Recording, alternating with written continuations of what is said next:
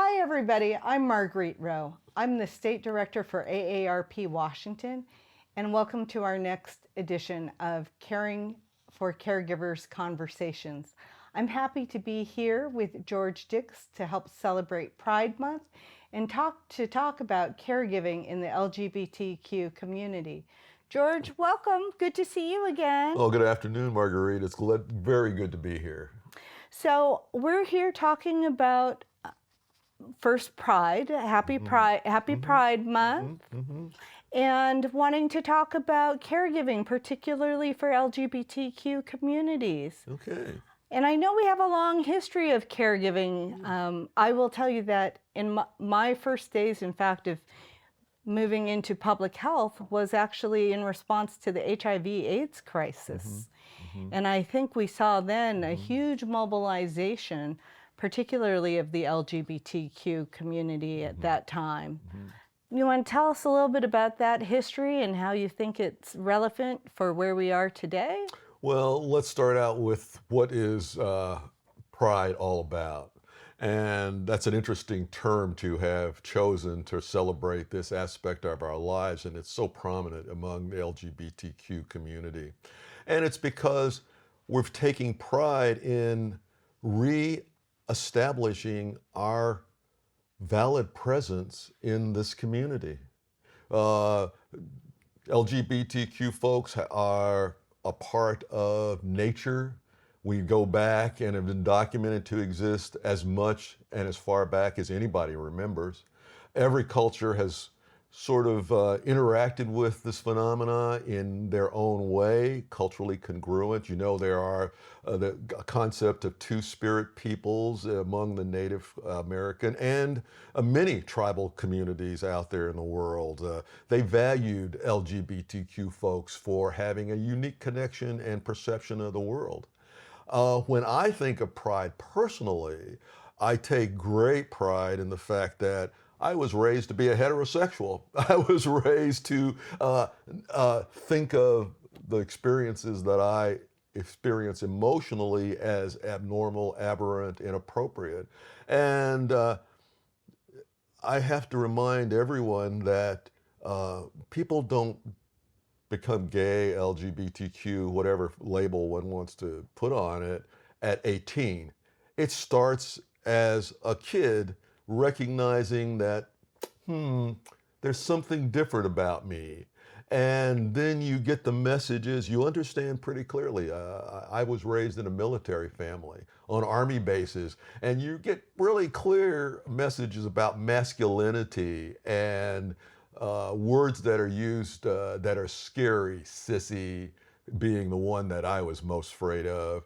And it took years of introspection, of critical thinking, of depression to struggle with and accept my own self and my own identity, and to feel the legitimacy and validity of that as a part of society. And I remember the day that I finally said, you know, you're gay. That's it, you know? And what a relief that was. It was like taking a lead weight off of my back. And I think that's the experience that most LGBTQ folks have, is to struggle to come to some understanding of themselves despite what society tells you about yourself. I think that is a tremendous psychology, a tremendous spiritual journey that one has to travel. And self-acceptance is a profound and important thing. So that's what I celebrate. The community celebrates the 29th of June because that's Stonewall Day. That is the day when the famous club in New York, the folks were surrounded, tired of being extorted, and said enough is enough.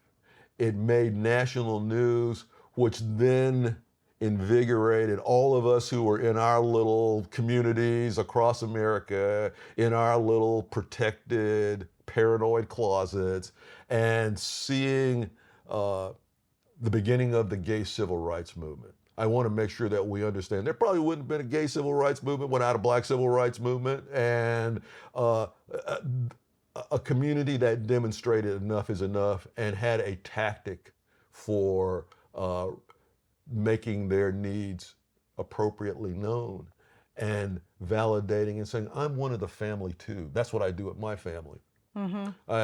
No, it doesn't matter what this and that. I was born in this family. You guys knew I was going to be gay a long time before I did. See, that's just it. And so that family issue too is we have created our own communities. Chosen family is a very much part of the gay community. And that kind of filial love is very important to us too. Well, I think you raised quite a few points here. The importance of being our authentic selves. And certainly as we get older, I hope, I certainly hope, and try to be more and more comfortable with who I am. And then wanting that sense of community and frankly, not being afraid at this point in our lives of being able to express ourselves in whatever ways make sense, and then having community that supports us. I think the last time you and I chatted, you talked very much about that sense of connection that is so important. And so when we think about caregiving, I know that there remain to be some challenges around caregiving, particularly when we think about the LGBTQ community. Can you talk a little bit about some of the caregiving challenges that the community faces? Well, let's start with the legal issues. First of all, we're talking about chosen family as much as perhaps biological family. The experience of many gay people is that they're estranged from the majority of their family, particularly their primary relatives. Often, my nieces and nephews are far more available to me emotionally than perhaps my brother and sisters are. And I don't think that's unusual. I was very fortunate to have particularly a father who was more than accepting and engaging. And when I came out to him, he embraced me and said he had actually known about gay people a long time and et cetera, et cetera. And I asked him why he didn't sort of share that with me and sort of help me with my struggle for identity. And he said one of the most important things anyone's ever said to me. He said, you had to figure it out yourself. And at that moment, speaking of, coming out, I was so proud to have a father like that. Very few men at all have a father who you call them up and say, I got to talk to you about something we've never talked about. And he says, I know you're gay and you're my son. I love you. You're a man and I don't know what the big deal is. You had a broken heart. Now, this is a man I had never talked to about this before.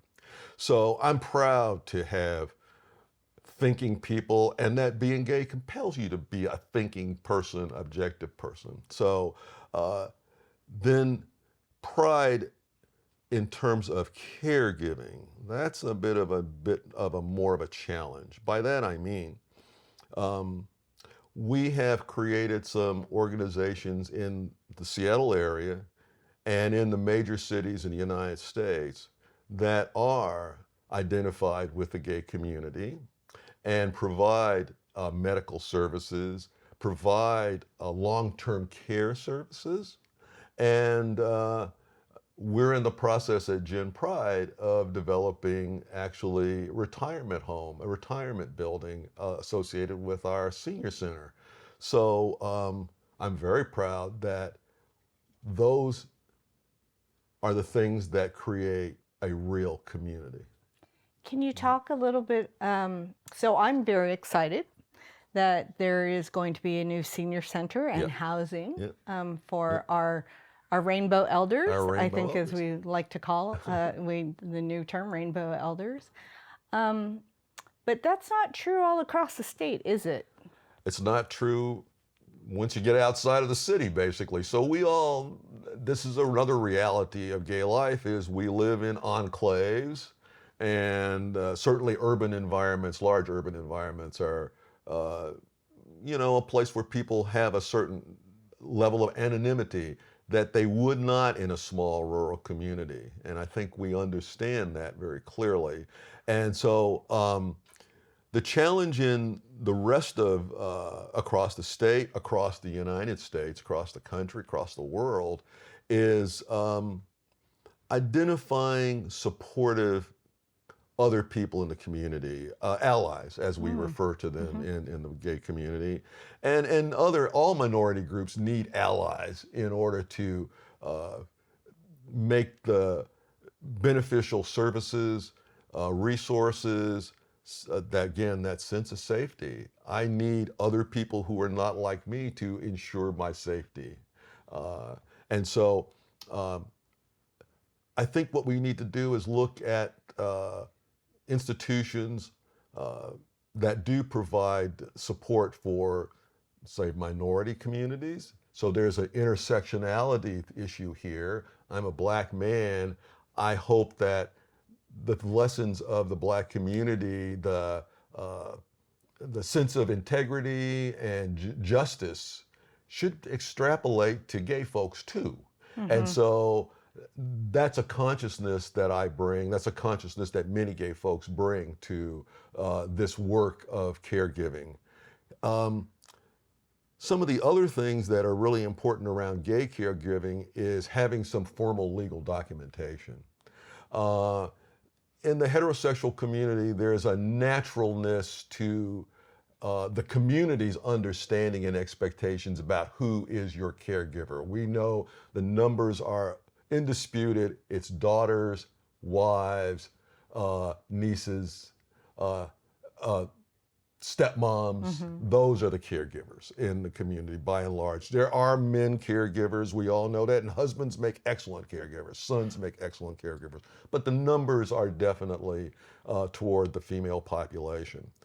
During the AIDS crisis, the gay community took it on to develop its own self-care network. Again, here in Seattle, I think a Chicken Soup Brigade and some of the other organizations, Shanti, where they provided spiritual help, hands-on physical caregiving, food services, spiritual support, as opposed to religious support, and some of that too, for those aspects of our community where people are still engaged in formal traditional church communities. And I watched a level of competency be developed in this community that is pretty much now, I think, an expectation in the medical system that you'll get to know about what's wrong with you and that you're an ally with your doctor. And I think that's a real model that can be extrapolated to caregiving.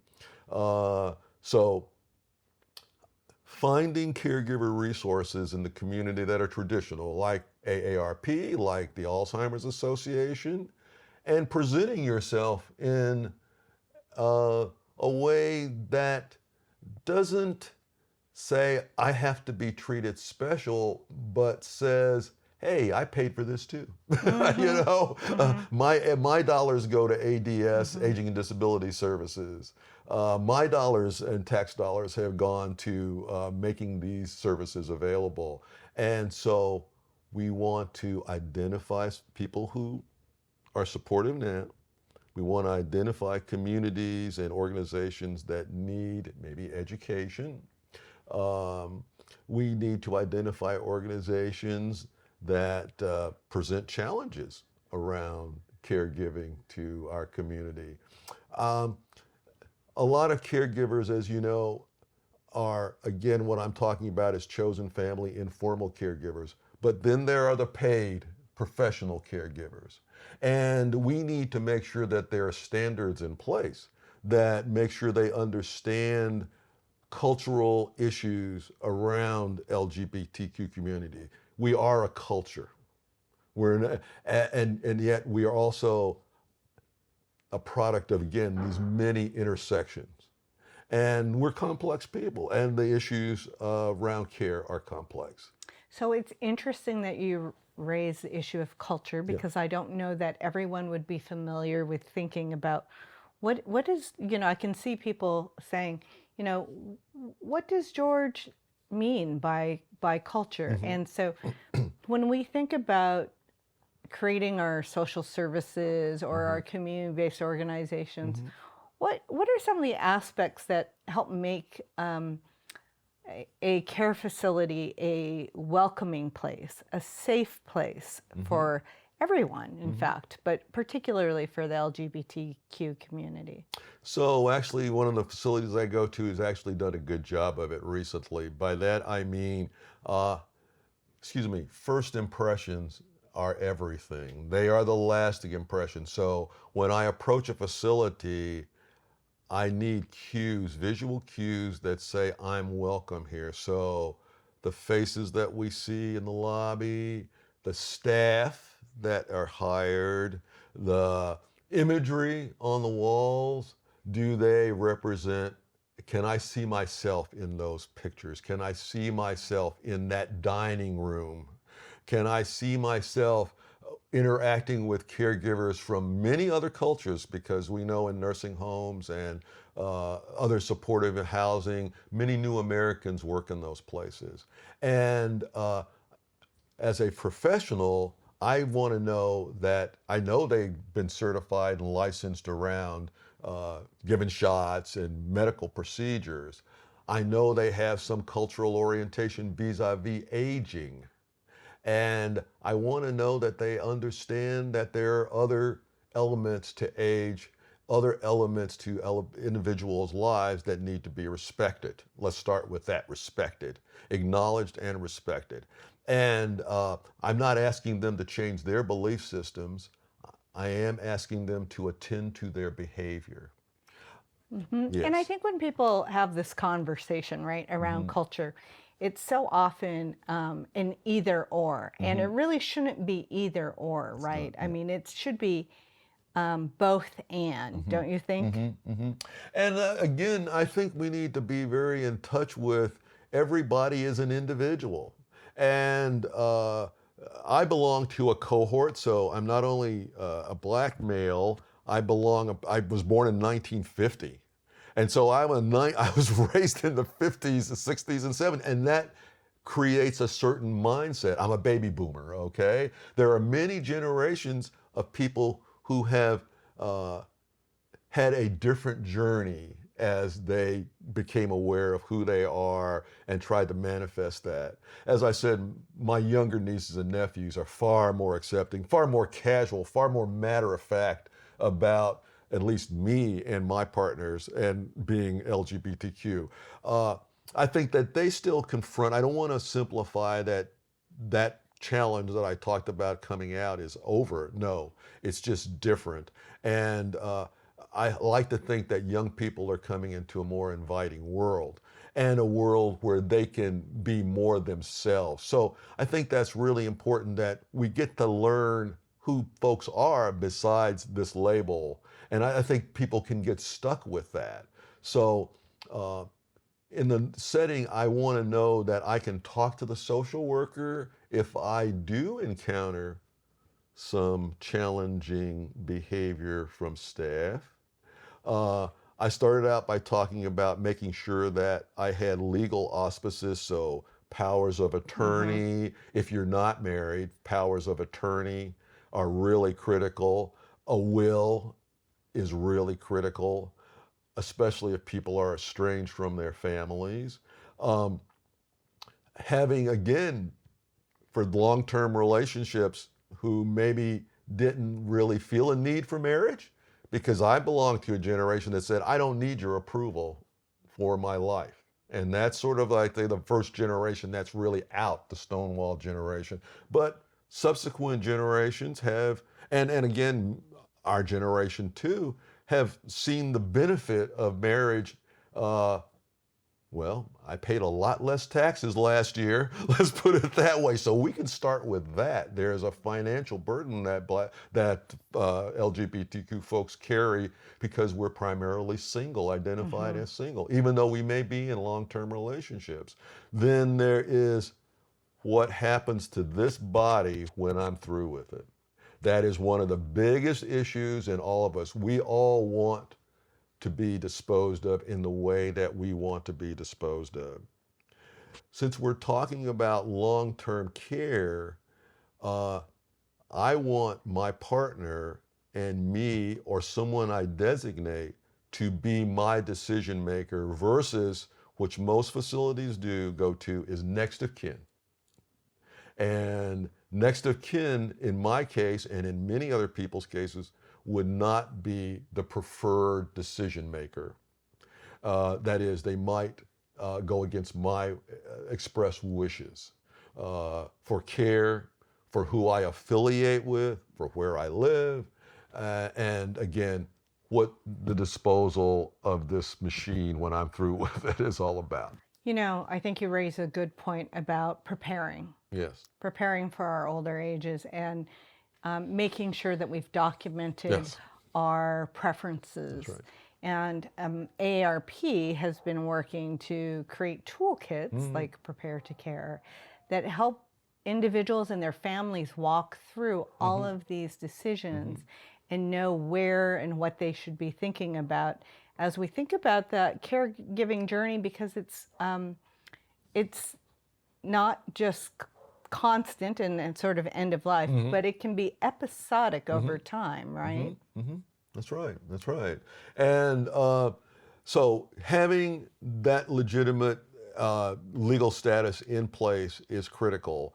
And also, as I said when we were talking before, you have to come out sometimes to strangers in order to facilitate what's going on with your loved one, your friend, your family member. And that too is not typical of other groups of people. You know, I don't have to reveal that I'm black. I don't have to reveal that I'm a male, you know. I have to actively expose myself to someone else's potential whatever response in order to represent why am I here with my husband. Because I do think, George, that many people would say, well, why does it matter? Why do people need to know, right? Because we all have hidden biases. And I know that I need to be conscious of my biases, not because they're so active in terms of these are the first things I think of, but even more importantly, because they're subtle and they bring out subtle, I think we call them microaggressions sort of behaviors. And I know even as a gay man that I have expressed some traditional thinking in my interactions with folks, and I've needed to learn from that. And it's just because we're all conditioned, we're all heteronormal in our rearing.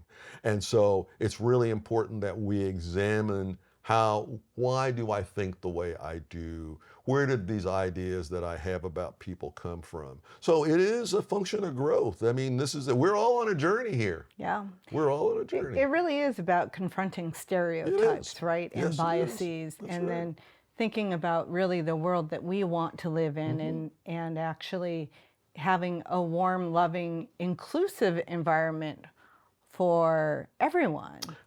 I think that one of my challenges, and I confront people about this, is this word. And unfortunately, it focuses not on love. I hate the word homosexual because it emphasizes a very small aspect, actually, of any relationship, as a matter of fact. And when I was growing up, and the struggle that I've had is would anybody love me? This is how I feel. Will anybody love me because I feel this way? And I didn't choose to feel any particular way, and nobody does. We all discover who we are. We don't plan who we are. And so I think that's really important for people to recognize that I'm here because I love Kenny. And my love transcends everything, time, age, health, because we have shared a journey. There is nobody who knows me better. There's no one that I want to know better. And I think that's really important, that just like I love my nieces and nephews, I love my family, all of them, regardless of their perspective on me. I love my friends, and that's what this is about. It is about how can this community continue to nurture and support me to my last breath, as well as my straight allies, my multicultural allies. Yeah. So the reason that we're having these conversations in part is Yeah. because I hope that we create a more welcoming environment for everyone to feel like they are in fact cared for, and to know that the caregiving journey is about community.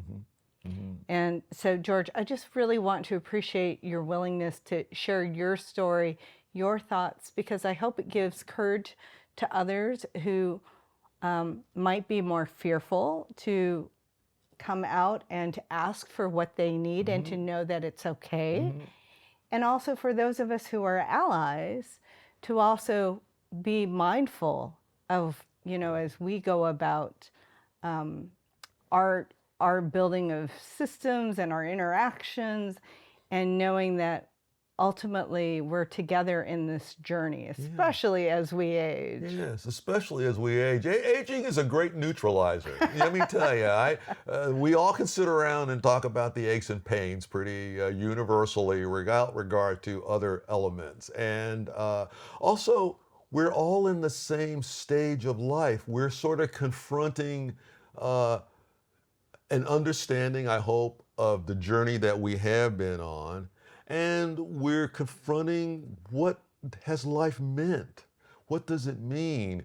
And I'm getting ready to leave here, and I want to have a sense of well-being with others, that not just my own personal sense of success, but that I belong in this world. And I think that's, again, one of the things about pride that's so important. It's coming to feel at home in your own skin. That's a real challenge. And I think that's not unique by any means to the gay community, to any other community. I think we all struggle with that. That's the human dilemma in many ways.